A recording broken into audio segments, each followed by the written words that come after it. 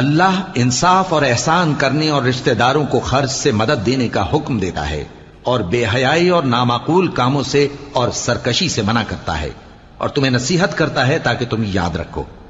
اور جب اللہ سے عہد کرو تو اس کو پورا کرو، اور جب پکی قسمیں کھاؤ تو ان کو مت توڑو کہ تم اللہ کو اپنا ضامن مقرر کر چکے ہو،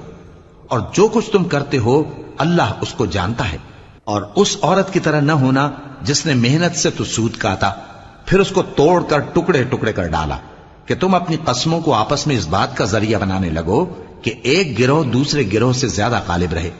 بات یہ ہے کہ اللہ تمہیں اس سے آزماتا ہے، اور جن باتوں میں تم اختلاف کرتے ہو قیامت کے دن اس کی حقیقت تم پر ظاہر کر دے گا۔ اور اگر اللہ چاہتا تو تم سب کو ایک ہی جماعت بنا دیتا، لیکن وہ جسے چاہتا ہے گمراہ رہنے دیتا ہے اور جسے چاہتا ہے ہدایت دیتا ہے۔ اور جو عمل تم کرتے ہو اس دن ان کے بارے میں تم سے